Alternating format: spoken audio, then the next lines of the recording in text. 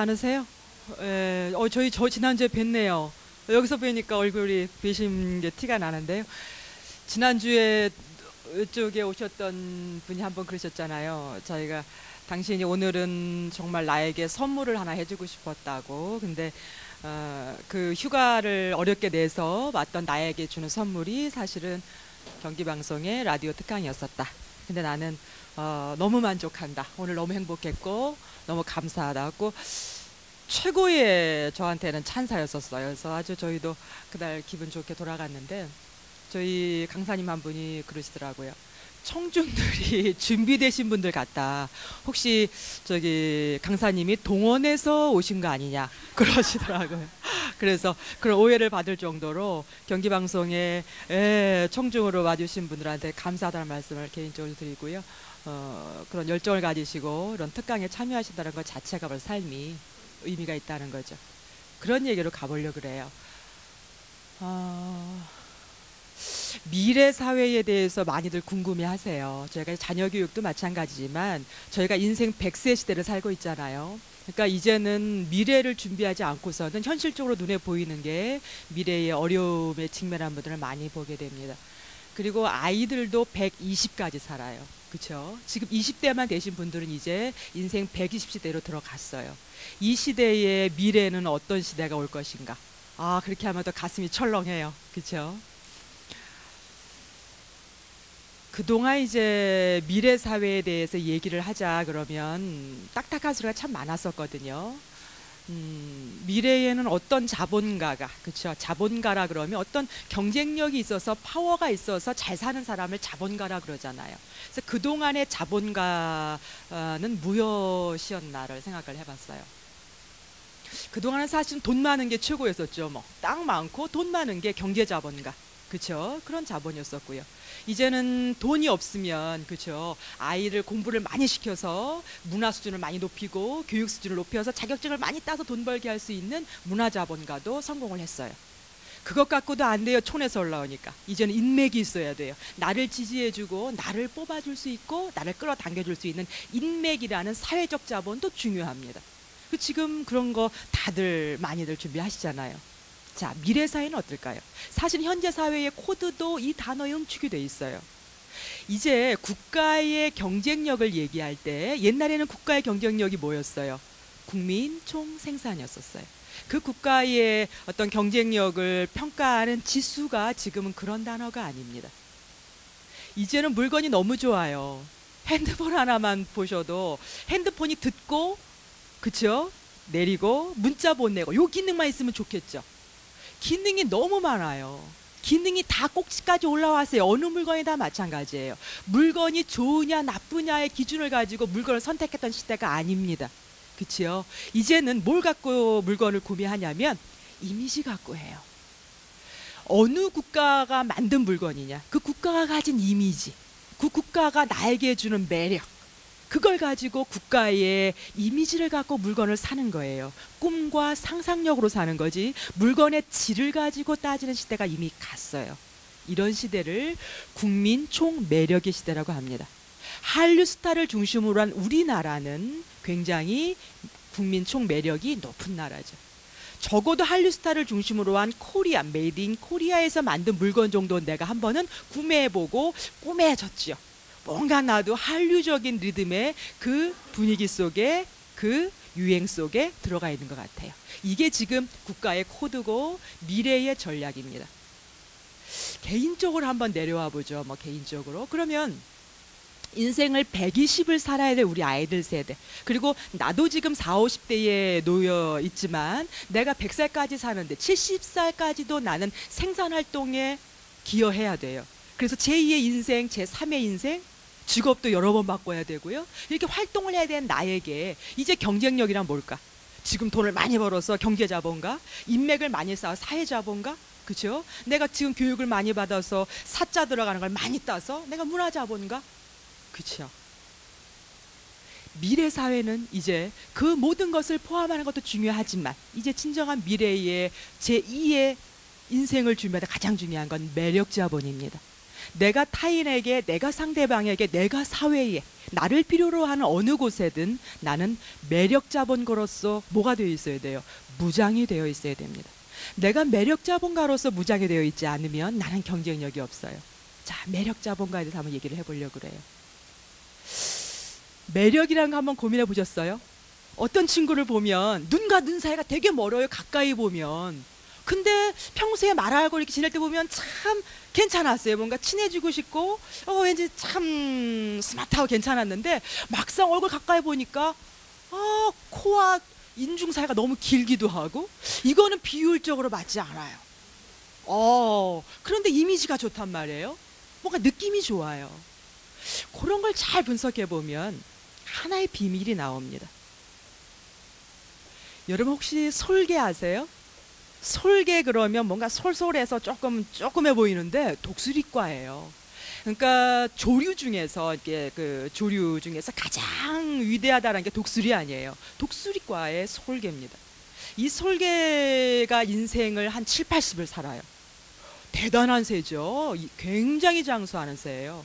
그런데 이 70년 이상을 사는 새가 얼마나 노린내가 나겠어요. 그렇죠? 이 독수리는요, 태어날 때부터 왕자로 태어나는 거 아니에요? 독수리의 유전자를 가지고 독수리의 모습을 가지고 태어나기 때문에 굉장히 혜택을 많이 받고 태어나는 거예요. 그래서 겁나는 게 없어요. 잘 나르고요, 용맹하고요, 위용도 대단해서 세상에 부러울 게 없는 게 독수리입니다. 게다가 80년을 살아요. 7, 80년을 부러울 것 없이 살아요. 부모 잘 만나서. 그렇죠? 모든 자본은 다 가지고 있어요. 그런데 솔개에게는 운명이 있어요.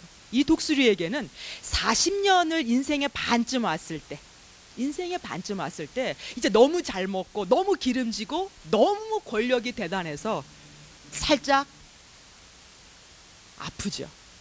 어떤 아픔이 오냐면 존재의 아픔이 와요. 자, 존재의 아픔에서 한번 얘기를 해볼게요. 독수리는 이제 40년을 사니까 너무나 노린내가 나는 정도로 단단해져서 살이 드륵드륵 찝니다. 그래서 이 사냥을 하는 맹수 중에 가장 중요한 부분이 뭐냐면 독수리의 갈퀴 아니겠어요? 그렇죠? 이걸로 맹수가 날라서 아니면 뛰어서 할 수 있는 게 뭐냐면 자기의 이 단단한 손톱으로 빨리 낚아챌 수 있어야 돼요. 그런데 저희도 왜 거만하게 손톱을 오래 길러서 삐뚤어지면 어떻게 돼? 일을 잘 못하죠. 그 민첩성이 떨어지는 거예요. 너무 영양이 풍부해 손톱이 너무 자라서 우리처럼 손톱깎이로 자를 수 있는 게 아니잖아요. 그러다 보니까 먹이를 낚아챌 힘이 자꾸 놓쳐요. 게다가 부리가 이제 너무 두껍게 자라가 축 처집니다. 제일 이 맹수가 딱 사냥을 하면 제일 먼저 뭐 해야 돼요? 멋지게 내장 딱 파야죠. 그거 아니에요. 내장 팍 뜯어야 됩니다. 그리고 나머지 살코기는 누가 먹는 거예요? 까마귀 떼들이 먹는 거예요. 그런 살 건들지도 않습니다. 가장 신선하다라는 그 기의 전수를 먹는 거예요. 그런데 그렇게 뚫질 못해요. 이게 너무 부리가 어때요? 두꺼워서 그렇게 어디를 낚아채거나 또는 어디를 뚫고 들어갈 수가 없어요. 더 문제는 독수리라는 새한테 가장 중요한 건 멀리 날고 빠르게 날고 멋지게 비행하는 그 비행하는 모습일 겁니다. 그런데 이 독수리는 이제 날개가 너무 많이 자라서 너무 두꺼워서 날 수가 없어요. 보세요. 밖으로 본 모양은 완전히 위용 높은 이제 임금이 됐어요. 왕자티를 벗어서 40년 동안 그 많은 인생의 경험을 축적한 위용 대단한 임금이 됐습니다. 그런데 일개 독수리일 수밖에 없는 이유가 다른 적이 와도 날아서 도망갈 수가 없어요. 배가 고파도 스스로 사냥할 수가 없습니다. 스스로는 얼마나 스스로가 초라해졌겠어요. 더 이상 자기의 능력을 표현할 수 있는 힘이 없습니다. 솔개, 독수리에게는 선택이 필요해요.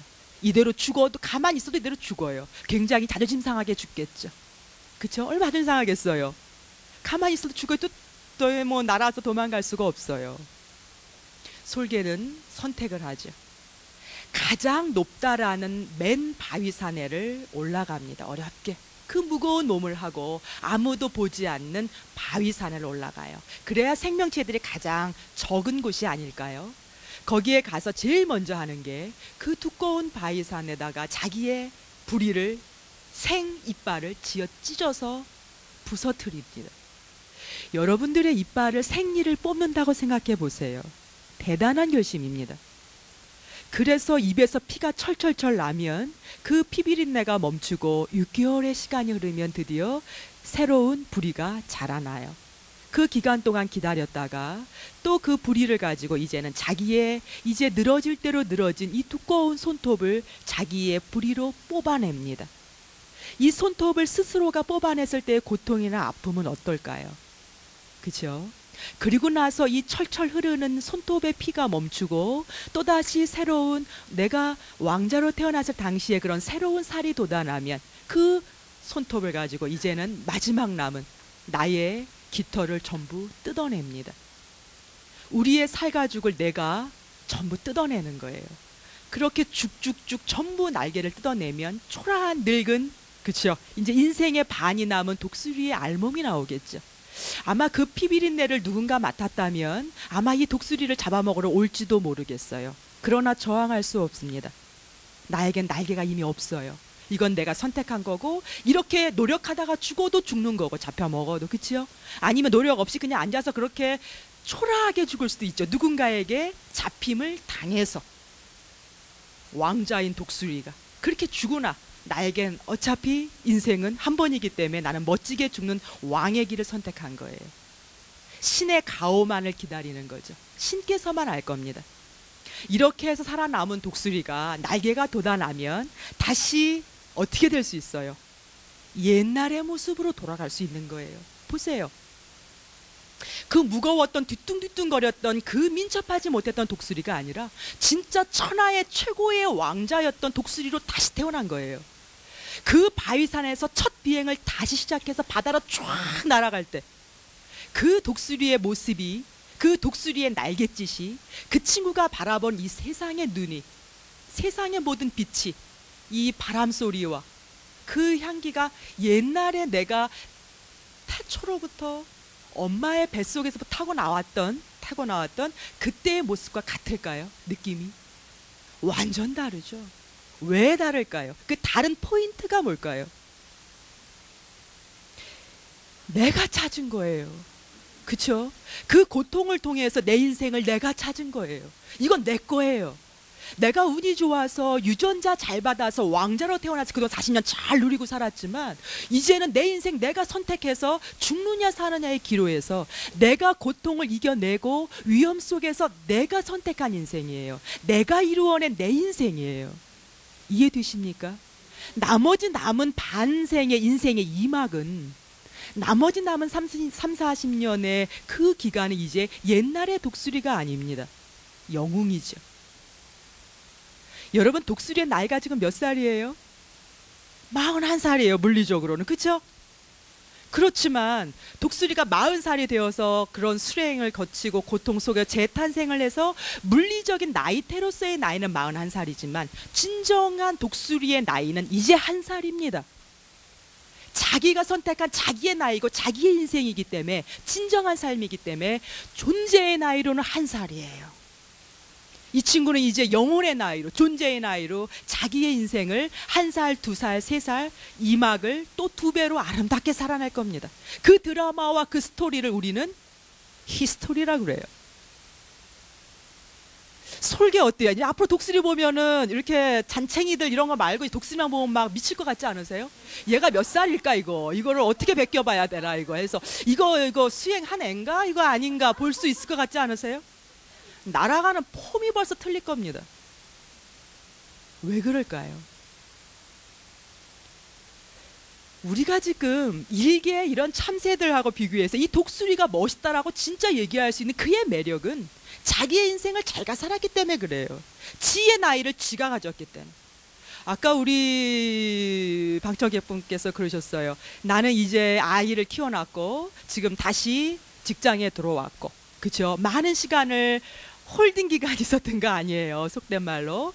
홀딩 기간, 속된 표현은 아니지만 홀딩 기간 동안에 내가 준비하지 못한 걸 새로 준비하기 위해서 열심히 공부하고 열심히 자격증 따고 정규직에 가기 위해 나는 제2의 인생을 준비하고 있다. 그 고비를 넘겨서 내가 정규직으로 딱 들어갔을 때 이제 내 존재의 나이는 1살입니다. 옛날에 정직원으로 있다 20대의 나이하고는 비교할 수 없는 나의 꿈이 있는 거예요. 그런 사람은 매력적입니다. 물론 매력이라는 건 외모도 중요해요. 섹시미, 안정된미, 아름다움, 싱그러움, 모든 게 필요한 것도 사실입니다. 그래서 성형도 많이, 전 세계 1위죠, 우리나라가. 그런데 성형이 원래 자기의 어떤 그 열등감을 조금 회복시켜준다는 데는 굉장한 기여를 하는 거 원래 올바른 원칙입니다, 그게. 그런데 그것이 나의 존재감을 충만하게 하기 위한 것이 아니라 욕망을 쫓아가기 위한 것이었다면 내 존재의 나이에는 도움되는 게 없어요. 내 인생에, 내 존재감에, 즉 내가 나를 아끼고 내가 내 인생을 찾기 위한, 내가 내 자아를 성장시키기 위한, 내가 치유되기 위한 과정으로서의 성형이고 과정으로서의 고통이라면 이 모든 것은 다 나를 사랑하는 참 인생을 살고 있는 겁니다. 이런 분들은 매력적이에요. 매력이라는 거 오래 가려면 이래야 됩니다. 우리의 아이들은 이제 120살까지 살기 때문에 직업이 평균 4번 바뀝니다. 120살까지 사는데 대학 졸업하고 치과 의사, 그 꿈에 그리는 치과 의사를 떡 만들어 놨어요. 이 아이를 100년 동안 내내 사람 입 열고 계속 그것만 하라고 그러고 너무 가혹하지 않을까요? 아이가 어느 날 치과 의사도 내가 어떤 캐리어로서 했었지만 또 인생에 어떤 눈을 뜰 수 있는 거예요. 평생 계속 교육의 시대 아닙니까? 앞으로 어떤 직업에서 어떤 능력을 발휘할지 그건 몰라요. 더 좋은 소식이 있지요. 미래의 결혼도 2.5번 합니다. 환호성이 나오죠. 그렇죠? 합법적으로 평균, 미래학자 피터 드러커의 책을 보시면 결혼도 평균이 2.5번이니까 평균 넘어가는 애들은 훌륭한 애들 많죠. 매력적인 사람은 3, 4번도 갑니다. 이거는 바람직하지요. 그 바람직한 시대에 이 아이들이 새로운 파트너와 또는 새로운 직업과 모든 게 변화거든요. 여기에 적응하면서 순응하면서 거기서도 또 자본가로 성장을 해야 될 거 아닙니까? 행복해야 될 거 아니에요. 그런 것 속에서 가장 중요한 게 뭘까요? 나예요, 나. 내가 내 존재감을 어떻게 드러내고 어떻게 행복하게 살 것인가를 내가 나를 알면 아이들은 자기 길을 충분히 찾아갑니다. 늘 욕망만 찾아서 성공하는 직업만 4번 쫓아갈 수는 없잖아요. 그러면 늘 좌절할 거 아닙니까? 한 번쯤은 이게 아니구나라고 돌아설 수 있을 때에도 우리가 할 수 있는 건 딱 하나밖에 없어요. 아이에게. 뭐라고요? 매력적인 아이를 만들어줄 수밖에 없어요. 매력적인 아이가 지금 고등학교 때 인생의 존재의 나이를 알아가지고 매력적으로 되겠어요? 아이들이 이제 저희 나이가 되었을 때 조금 더 빨리 아니면 더 늦게 언젠가는 존재의 나이를 가지고 참다운 어른으로 성장하겠죠. 저희가 외모만 어른인 사람이 많잖아요. 존재의 나이는 진정한 어른입니다. 인생을 알게 되는 진정한 어른으로 거듭나는 거예요. 그런데 우리가 외모만 어른인 분도 굉장히 많잖아요. 귀엽죠. 우리 남편들 얼마나 귀여워요. 그렇죠? 남자들은 영원히 청년인 것 같아요. 아주 미치겠어요. 남자분, 그쵸, 외모는 또, 그쵸. 근데 마음은 계속 어려지죠. 중요한 거는 우리 아이들에게 가슴 아파함을 조금 내려놓자라고 얘기하고 싶어요. 저도 개인적으로 그렇습니다. 저도 아이가 환경이 바뀌거나 또 저 때문에 아이가 고통을 겪을 때도 있잖아요. 엄마들 때문에 아니면 엄마 아빠의 문제 때문에 내 아이가 왜 이래야 돼? 내가 하지 못한 거, 내가 받아보지 못한 거, 나의 열등감 아니면 내가 누리고 싶었던 거, 이런 걸 아이들에게 주고 싶을 때도 많잖아요. 그죠? 그 아이들에게 줄 수 있는 건 뭘까요? 조금은 면역주사를 일찍 줬다고 생각하는 거, 그렇게 생각해 봅시다.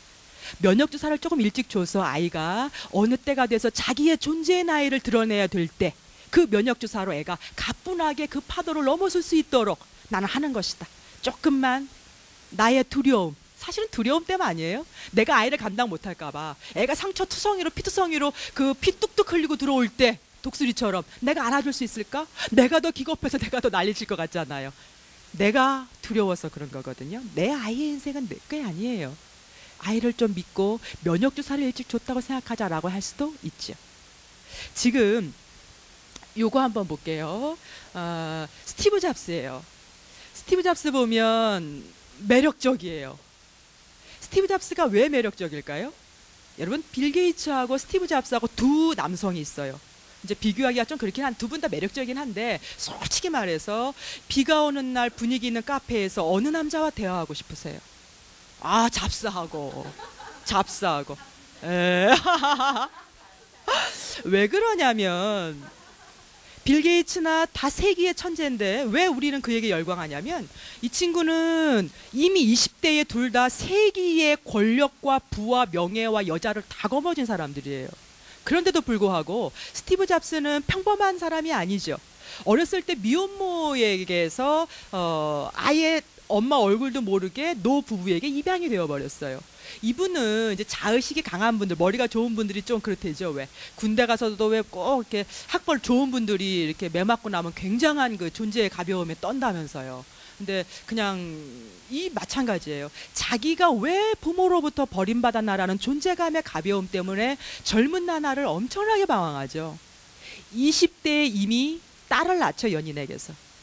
그런데 그 딸아이를 거부합니다. 난 그런 딸 낳은 적 없어. 그리고 연인을 떠나죠. 자기가 정상 가정에서 부모의 사랑을 받아본 적이 없기 때문에 역할 모델이 없어요. 좋은 아버지가 되기엔 그는 자신이 없고 너무 두려웠던 거예요. 자기 인생에서의 운명에서의 결핍에서의 고통에서 아직도 정점에 있었던 거예요. 그런 난리를 다 치고 나서 40대 이후에 복귀된 스티브 잡스가 가정을 이루어서 여러 자녀를 두죠. 물론 자기 딸도 데리고 와서 자기 딸도 인정해서 훌륭한까지는 모르겠지만 정상 가정의 가장으로 돌아와서 마음의 평화를 얻습니다. 자기의 존재감을 얻기 위한 중요한 어떤 넘어야 될 고비가 자기가 입양, 버림받은 참을 수 없는 존재의 가벼움이라는 거였겠지요. 그죠? 그것이 사업에도 늘 저렇게 좌충우동을 했었던 젊은 날을 아마 줬는지도 모르겠어요. 여러분들이 좋아하시는 분들 중에 클린턴 대통령 있어요. 여러분 부시 대통령하고 클린턴 대통령하고 누가 더 매력적이에요? 그래도 부시 대통령이 좋은 가정에서 잘 자란 로얄 패밀리라면, 그렇죠? 우리 클린턴 대통령은 그렇지 않아요. 연문도 많고 스캔들도 있었지만 여전히 그래도 팔짱 끼고 걸어봐라 그러면 저는 부시하고는 안 가고 싶어요. 저는 그래도 스캔들이 좀 있었더라도 연인이라면 남편은 부시랑 해야 되겠죠. 그렇죠? 클린턴은 어렸을 때 이제 홀어머니 밑에 자랐는데 어머니가 너무 가난하니까 재갈을 하셨어요. 그런데 재갈한 그 의붓 아버지가 알코올 중독이었죠. 그러니까 알코올만 들어가면 그 엄마를 그렇게 때려요. 근데 클린턴이 누구예요? 리더십 짱인 최고의 청년이었어요. 그런 청소년이 밖에서는 친구들 데리고 스포츠며 뭐며 아주 잘 나가는 리더인데 집에 들어와서 보호받지 못하고 매맞고 있는 그 엄마, 내 유일한 혈육이고 남자아이에게 엄마라는 건 어떤 의미인지 아시죠? 그 엄마를 내가 지켜주질 못하는 거예요. 아버지를 그렇게 증오하고 미워해도 어린 나예요. 그래도 내가 크면 내 엄마 정도는 전 세계 최고로 만들어줄 거야. 지금 내가 지켜주지 못했던 나의 엄마, 나는 세계에서 최고의 힘 있는 남자가 되겠어. 물론 해내죠. 미국의 대통령이라는 건 그 권력과 부를 다 가진 남자가 그 일개 스캔들 낼 법해요? 저 같으면 더 그렇게 안 할 것 같아요. 어떻게 보면 여성 편력이 굉장히 많은 사람이죠. 이분이 최고의 권력가의 자리에 올라섰어도 내가 그 어린 나이에 어머니를 지키지 못했다라는 고통은, 나의 그 결핍은, 나의 좌절은 누구도 대신해 줄 수 없는 자기의 고유한 존재감을 깎아먹는 고통의 늪입니다. 그런 고통이 평생을 쫓아다니면 다닐수록 그는 여성에게 빠지는 거예요. 병이에요. 아마도 힐러리가 이분을 이해했던 게 그런 부분에서의 동반자가 아니었나 싶어요. 물론 힐러리의 자서전을 보면 그런 대사 나오죠. 나 그 스캔들 났을 때 클린턴을 어떻게 죽이고 싶었다? 찢어 죽이고 싶었다. 이해되죠. 그럼에도 불구하고 인생의 파트너로서 이해했던 거죠. 이미 대학 때부터 연문설이 많았던 분이죠. 그런데 그의 근원적인 고통, 그가 넘어야 될 인생에서의 어떤 늪을 이해했는지도 모르겠습니다. 지금 은퇴를 하고 나서 아마 몸값이 연사로서 가장 높은 분 중에 한 분이 클린턴이에요. 제2의 인생에서 아주 화려하게 살고 있는 매력적인 사람이죠. 오늘 여러분하고 매력이라는 단어에 대해서 계속 얘기를 했어요. 이제 국민 총 매력의 시대로 들어섰습니다. 어쩜 우리 국가는 대한민국 사회는 대한민국에서 한류라는 어떤 스타를 중심으로 해서 전 세계에 한국을 알리고 있는 건 알맞은 국가의 마케팅인지도 모르겠어요.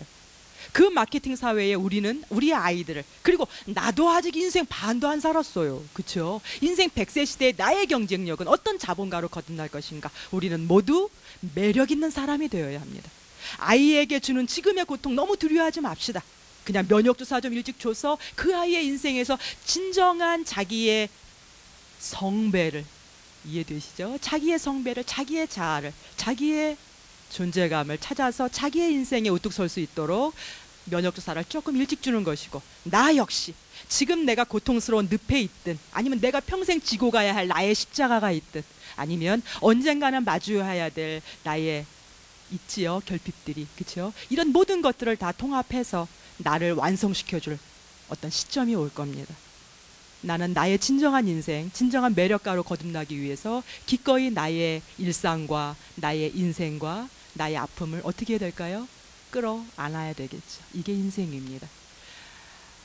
지금 동영상 하나 짧은 거예요. 아까 그 솔개 제가 이제 드라마틱하게 스토리로 말씀드렸는데, 이걸 시각적으로 해서 한번 보시고 격양된 아마 가슴으로 오늘은 집에 돌아가실 겁니다. 그럼 며칠이 어떨까요? 나의 존재감을 찾아서 아주 나는 정말 눈에서 불이 반짝반짝 나겠죠. 그리고 다음 달에 또 오십시오. 또 충전하셔야 됩니다. 이게 인생입니다. 자, 박수 한번 크게 치고 끝내고요.